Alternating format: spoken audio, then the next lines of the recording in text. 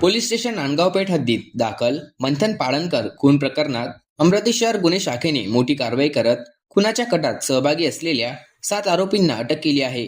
या प्रकरणात आतापर्यंत एकूण 11 आरोपी निष्पन्न झाले असून त्यापैकी 8 सज्ञान तर 3 विधी संघर्षित असल्याची माहिती पोलिसांनी दिली आहे।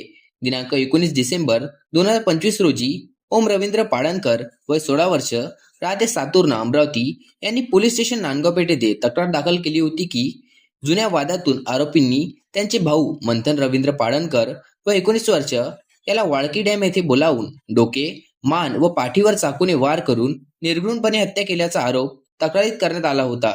या तक्रारीवरून नांदगाव पेठ पोलीस ठाण्यात गंभीर स्वरूपाचा गुन्हा दाखल करण्यात आला होता।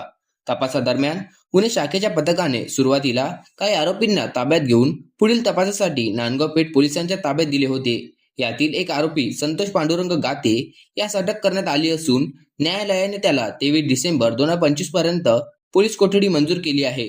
दरम्यान खून झाल्यानंतर फरार झालेल्या मुख्य आरोपींचा शोध सुरू असताना दिनांक 21 डिसेंबर 2025 रोजी पोलीस निरीक्षक संदीप चव्हाण यांच्या नेतृत्वाखाली गुन्हे शाखेच्या पथकाला गोपनीय माहिती मिळाली।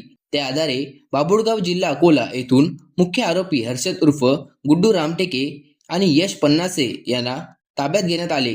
तसेच खुनाच्या कटात सामील असलेले ओम भलावी, आकाश तुपटकर आणि प्रतीक देऊडकर यांनाही अमरावती शहरातील विविध भागातून अटक करण्यात आली। पोलीस तपासात हा खून पूर्वनियोजित कटातून करण्यात आल्याचे निष्पन्न झाले आहे। अटक करण्यात आलेल्या सर्व आरोपींनी गुन्ह्याची कबुली दिली असून पुढील तपासासाठी त्यांना नांदगाव पेठ पोलीस ठाण्याच्या ताब्यात देण्यात आले आहे। या प्रकरणात आणखी आरोपी असल्याची शक्यता असून पोलीस सखोल तपास करत आहे।